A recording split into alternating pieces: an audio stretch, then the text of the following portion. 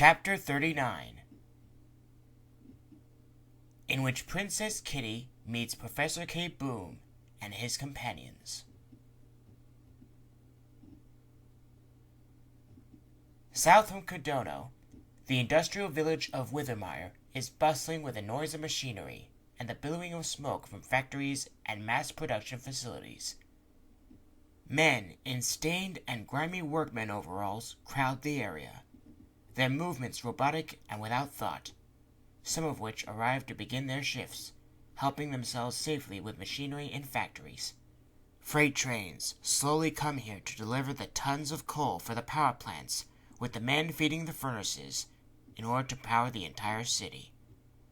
Upon landing on one of the refinery tanks, Princess Kitty was instantly overwhelmed with the humidity in the air and the unbearable noise, along with the voices of men barking incoherent orders.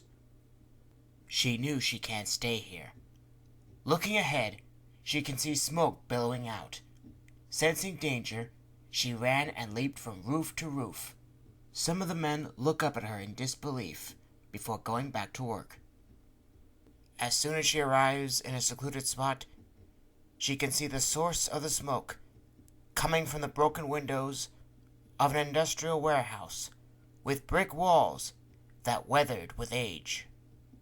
She leaped down onto the ground, landing on her feet, and ran towards the huge door that was covered with warning signs that read, "Not welcome, go away," and "Danger." She bangs on the door, crying out, "Hello? Is somebody in there?" She can feel the door slide upward and backs off. Emerging from the smoke was a figure in a grimy, oversized protective garment that covers his whole body, a hood with a clear visor that covers his head, black gloves, and black boots. The figure was groaning, his arms reaching out. "It appears to be some kind of monster. If that is the case, they should not be allowed to roam the city," she thought. "It must be dealt with." When the figure steps forward, she charged towards him, giving him a kick to the solar plexus. The figure fell flat on his back, squirming and gasping for breath. "Hey, stop!" the figure shouted underneath his hood. "Whoever you are, please don't hurt me!" Then she stopped.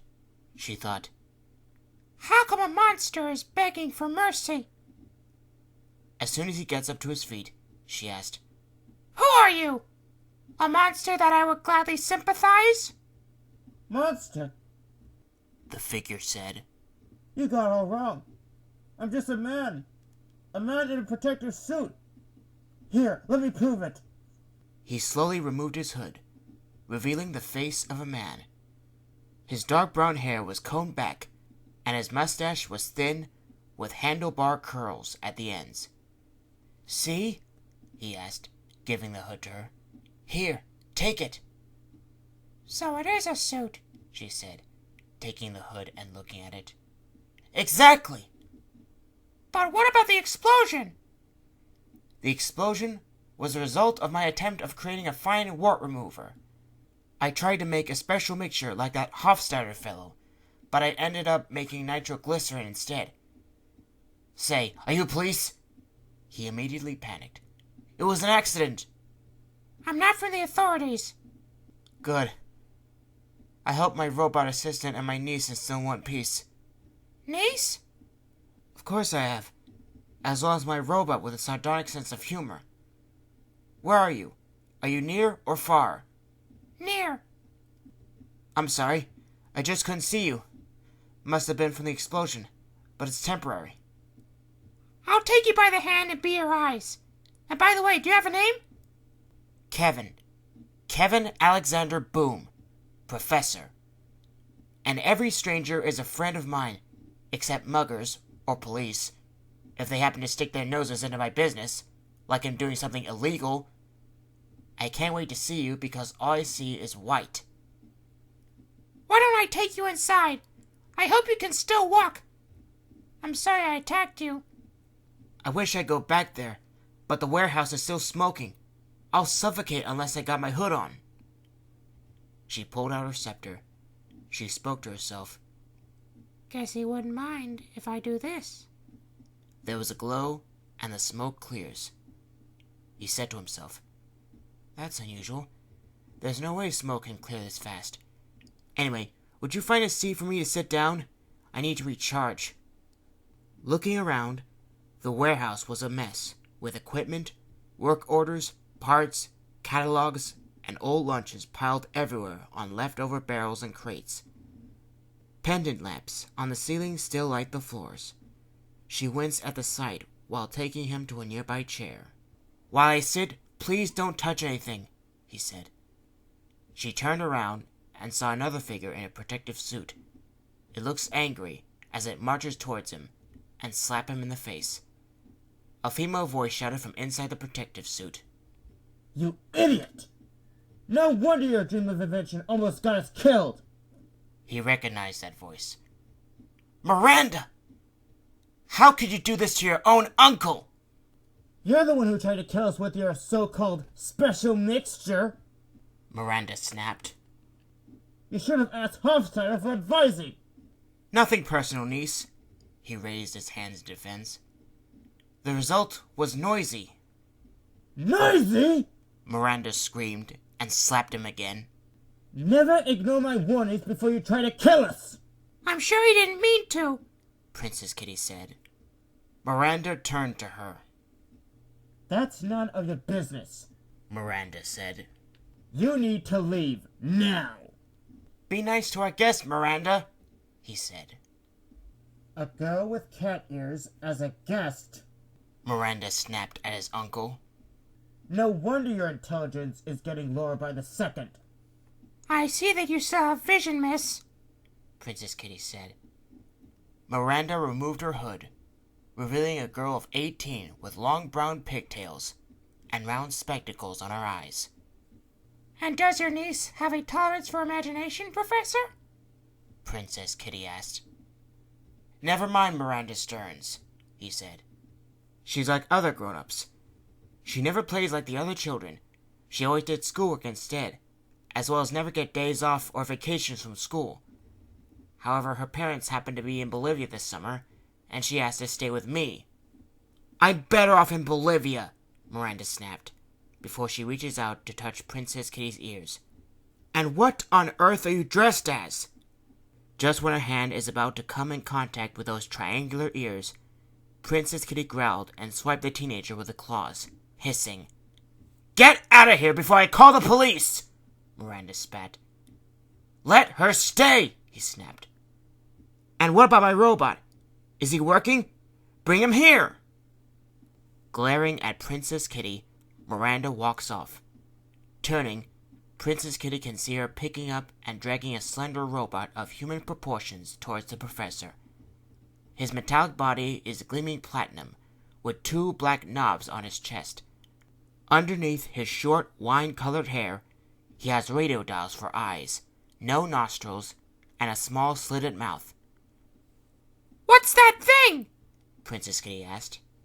That, dear girl, is Adam, my robot companion, Professor K-Boom said. Named after the first man on this earth. However, the robot was limp and silent. Well, get it working! He snapped, getting up. Miranda looked around the metallic body. Hold on for a second, she said. She opened a panel from his back and flipped a few switches. Then there were sparks flying, as well as loud metallic screams from the slitted mouth as the robot's arms waved around wildly. Princess Kitty stepped back and hissed, her claws protruding and her tail puffing up. Covering her ears, Miranda shoves the robot toward Professor K-Boom.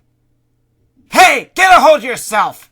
He snapped, slapping the robot's face, stopping the metallic screaming, and causing it to move back. The robot's eyes light up, and a voice shouted from the slitted mouth. Oh, why would I do that? That was a terrible explosion you just caused! It sounded like it was coming from a radio. Yes, I know, Professor K-Boom said, before pointing at Princess Kitty. I can't see right now, but if you don't mind, we have a guest. Adam looks at her and reached out a hand. So you're really new to town, are you? He asked. She turned to Professor K-Boom. You made this? Well, my niece and I did. Made him from scratch, as well as a radio, he said. How interesting, she said, fascinated.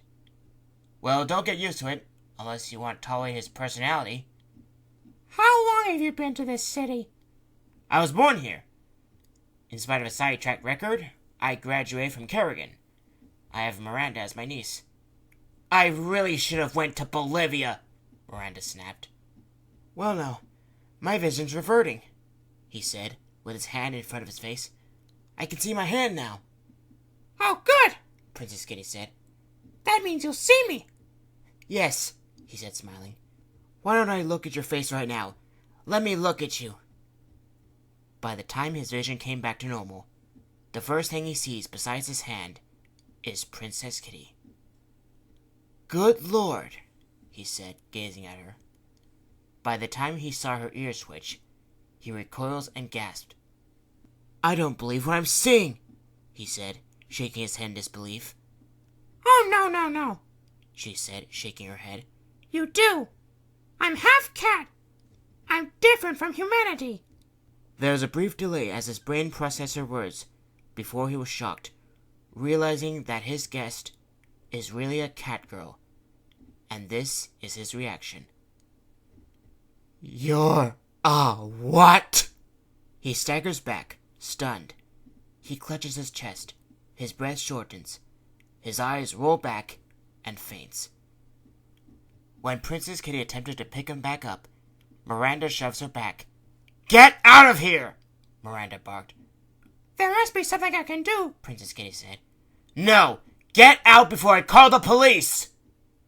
Immediately, Princess Kitty flees, leaving Miranda and Adam to pick up Professor K-Boom and have him seated onto a chair. However, Princess Kitty doesn't leave the warehouse completely. Instead, she hides under one of the tables where some strange contraptions are placed onto it here. Miranda gently holds smelling salts into her uncle's nose, causing him to wake up. He grabs his head as though it hurts. Are you alright? Adam asked. I just had terrible vision, Professor K-Boom said. I could have sworn I saw a girl with cat ears. Miranda shook her head. Forget about it, Professor. Now get this place cleaned up. Cleaned up? He asked, before he realized something. Oh, no, we can't do that. I have to figure out what I'm going to showcase on Sunday. She crossed her arms as he rushes over to one of the tables where the princess hides under. Whatever invention you showcase, you know it's going to end up a failure, she said, walking to her uncle. Failure, Miranda. How dare you say that when we're due to showcase one of my inventions in the fairground this Sunday? Failure is what I want to hear from you. You must know that there are times like these when we must learn to accept failures. Even learn from them. Without getting killed, you mean? What am I to do with you, young lady? Especially when there's a bicentennial celebration coming. Princess Kitty came out of hiding, standing behind the table in shock. You're going to the bicentennial too? She demanded. He freaks out and starts screaming, recoiling back in shock, but he tripped and fell to the floor. Why are you still here? Miranda screamed at Princess Kitty. The princess hisses at her face and swipes a hand towards Miranda, which dodges. The cat girl's hand slammed onto one of the tables, and contraptions jump up a little. That's it! Miranda screamed. I'm calling the police! Professor K-Boom got up to his feet and said, Don't call the police! I'll get her! He waves his hand around towards the princess. Hey! Get away from my inventions! Just as he is near her, she hissed and ran off. Come here, you! He ordered, chasing her around the warehouse. Behave yourself! Adam screamed at Professor K-Boom, but Adam got run through by her, knocking him to the floor with the sound of clattering metal. Professor K-Boom picked up a broom and continues chasing towards that half-cat creature, swinging towards her. She let out a loud cat-like screech when she got hit in the side of her head several times, and when he swings his broom again, she grabs the broom and rips it from his hands before she threw it aside. She pulls out her scepter and screamed, Watashi wa Ayuken Oshuken! scepter transforms into a sword with a pink blade and a red handle, decorated with a pink heart in the middle and white wings at the sides. He stepped back in shock, holding his hands up. "Now, girl, don't point it at me like that," he said, trembling. "Think about what you're doing." But she's already too angry, and began swinging at him. He ducked and quickly sped around to retrieve the broom while she came at him. "All right," he glared, holding his broom. "You want to play rough? Let's play rough!" In an instant, they began crossing swords. Well, crossing broom and sword, that is. She made wide swings at her opponent, the blade hitting against the wooden handle, while he ducked and backed off. However, just like the last time she fought with someone, you know it would never last. What happens next is for her to know, and the unfortunate Professor K. Boom to find out. The heart of the Sword of Love begins pulsating, slow at first, then faster and faster, causing the blade to glow white. With a huge screech, she drew back the sword and sliced the broomstick in two, shocking him. He tried to step back, but he tripped and fell again, before she threw the sword and pinned his body down with her hands on his neck. She hissed angrily. If you know what's good for you, you better calm down! "All right!" he cried. "Just let me go! I'm sorry!" Princess Kitty can sense that Miranda was coming towards her with a crowbar in her hand, ready to knock her out. "What ho, lady!" Princess Kitty screamed. Remain where you are! On pain of torture towards your uncle, from your vernal hand, throw your mistempered weapon to the ground! "You better do as she said," he cried. "Drop it!" As soon as Princess Kitty saw Miranda hesitantly drop the crowbar, she immediately released Professor K. Boom. Then he can hear the angry voice of Adam. Can somebody pick me up here? Miranda walks over and picks Adam up. Now hear the profile of this moving princess! Princess Kitty barked, picking up her scepter after it transformed back from the Sword of Love. "Then what are you?" Professor K. Boom demanded, getting up to his feet. "Why are you here in our city?" She pointed at him with her scepter. It seemed that you rather misjudged me for what I am, she sneered. Is that it? He was still trembling, but he shook his head. Then you will be aware that I'm no ordinary cat, she said. I am a mysterious princess from a magical kingdom somewhere in the universe. What you want to know is that I represent great happiness that no one has ever imagined. Would you at least be at ease while I'm here, especially with the fact that I'm half cat? He quickly nodded, saying, "Yes, ma'am, I would. It takes a genius to have all this worked out." Her expression softens, lowering her scepter. Oh, do you? She asked. He nodded. Yes. To be truthful, on pain of torture, I'm always excited about cats. But in all my years, I've never even heard of something like a cat girl. Well, you've met one now. Odd as first impressions go, I'd be happy to know you better. As far as I'm the most concerned, cats are the most amazing, intelligent, glorious creatures that God has ever put on this entire planet. I'd kill for a possibility when humans like us could be more like them. You do? Sure, why not? Since you're half cat, how about I tell you the history and the effects that linger? What are they like? I thought you'd never ask, he said. He turned to Miranda and Adam. While I head back to my place with our guest, go test some of the inventions. See if they work. I want one of them to be ready to showcase for the bicentennial this Sunday. And if one is about to explode, Miranda demanded, unplug it and let me know if it had a few bugs, he said.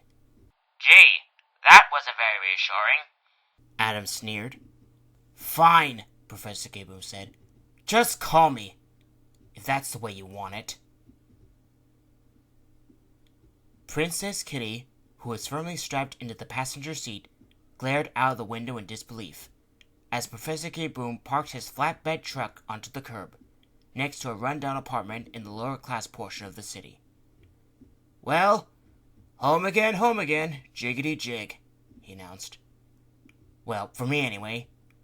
I don't believe this. She groaned, her ears drooping. You actually live here? At least I have a roof on my head. And better than the warehouse, though. They got out of the flatbed and slipped quickly through the front door. The lobby smelt of old rag mats, making her hair stand on end. All around, the green lime wallpaper was peeling off and exposing the plaster beneath, while yellow light poured out from a single light bulb, hanging limply in the center of the room. There was an old-fashioned lift next to a door that reads, Landlord. Nothing much, except greasy walls, dripping pipes, and crazy neighbors, he said. And if I were you, you wouldn't want to use the lift, unless you have something to do in there for nearly the next 10 hours. I'll keep that in mind, in case I come visit you. If at all, she said. Oh, you'll come visit me all right later in life. But right now, be glad that you're looking at a brilliant genius who's about to make it big. Genius? She asked in disbelief. Brilliant. All right, he said. Maybe brilliant wasn't the right word. Reverberant, I think. Yeah, we'll go with that. He leads her up the stairs to the 3rd floor. The hallway they were standing in was lit. The bare floor creaked under their weight. He placed his key in the lock of one of the white doors and opened it. He turned to her.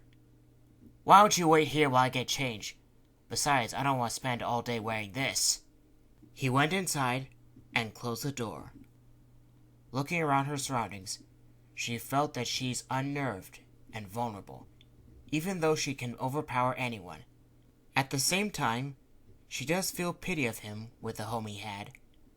The scurrying of rats, the smell of cigarette smoke, the dripping of pipes, the faint noise of La Campasita playing on someone's radio from inside one of the rooms. That man from Kadono, she thought to herself. How unfortunate to live in an apartment like this. Unfortunate to be so isolated this way. Surely this will not be tolerated. The door opens slightly, and she can hear the professor's voice. You can come inside. Don't forget to close the door. She heads inside and closes the door behind her. Looking back, she can see him dressed in his open tweed coat, white shirt, green tie, tan waistcoat, brown trousers, and black shoes. Now, I know it's not like the Adriano or the Valerian, but it's decently homey, he said. Don't expect any luxury here. Go ahead, look around. His room was slightly dilapidated with age, evident from the blistering wallpaper and the stained floorboards. There was a small metal panel bed, a bookshelf, a desk with a lamp, a radiator underneath the window, a wardrobe, a small kitchen, a small bathroom, and a tall mirror. Why don't I get you settled right away? He asked. Come on, lie down onto the bed. She hesitantly climbs onto it and lies down while he asked, Have you got a name? I'm sure I didn't know after I met you. The Royal Princess Kitty of KAWAII Wonderland, she introduced. KAWAII Wonderland. Is that the name of your magical fairyland kingdom? Of course. However, it's impossible for you to get there when you're not from here. I'll put that in mind, Kitty. Something tells me that you came a long way from where you've originated. He pulls out a book from the shelf. In the meantime, why don't I tell you now about the history of the cat? All right, she said. He cleared his throat and began. Cats have always been a source of fascination for mankind throughout history. There are several kinds of cat. There are? That's right. You'll find them in the family Felidae, ranging from tigers to lions to the most common, the domestic type. Domestic?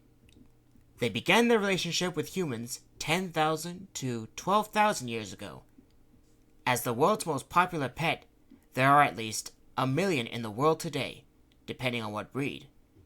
Traditionally, historians tend to think that ancient Egypt was a site of cat domestication, where they were regarded as sacred creatures.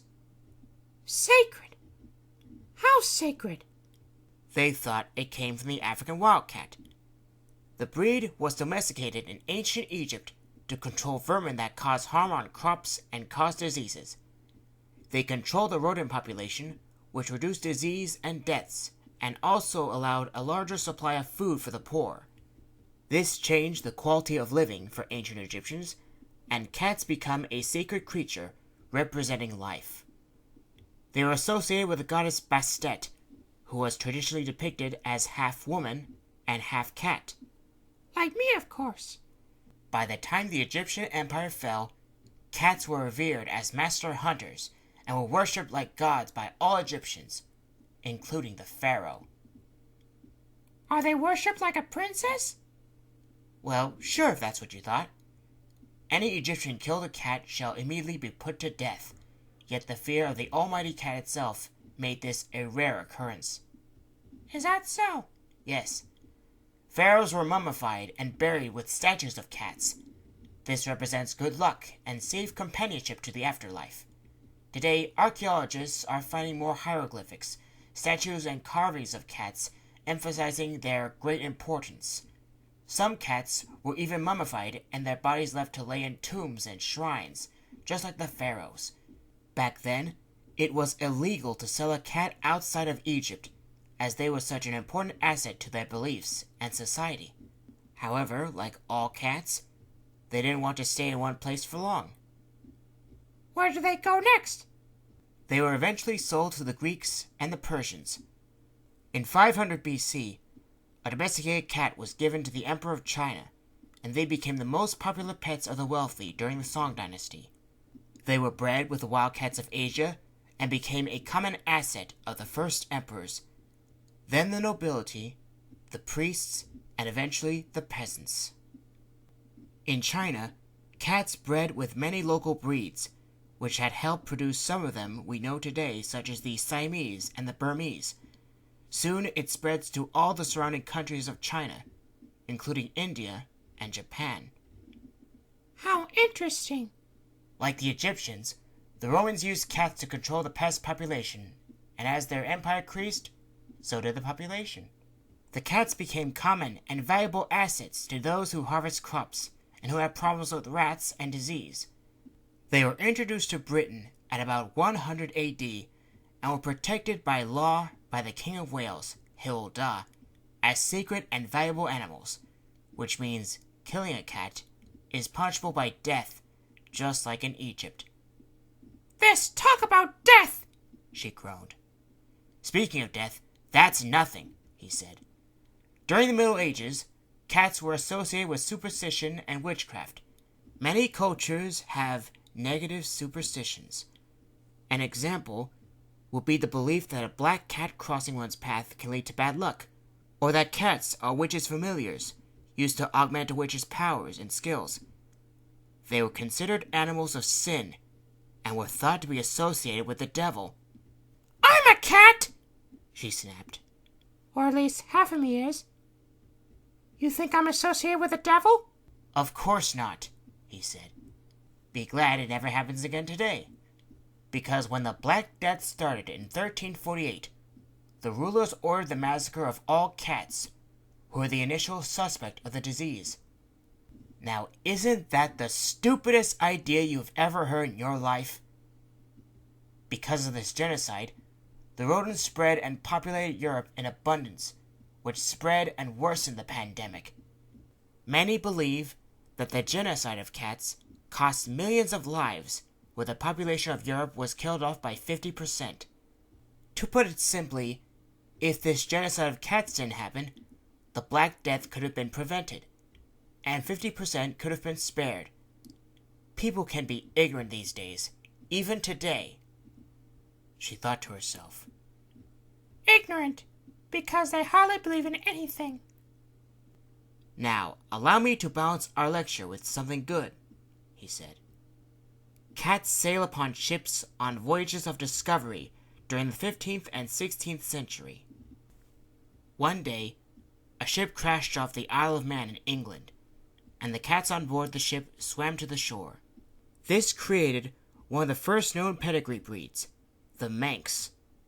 When Christopher Columbus discovered America in 1492, cats from the ship were left in the country and flourished. The breed today, known as the American Shorthair, is thought to have originated from the British Shorthair, which was believed to be used on those ships. And do you think they flourish today? They were introduced once more as household pets by Queen Victoria of England and have become a key part of modern society. Kings, queens, presidents, prime ministers, mayors have all owned pet cats.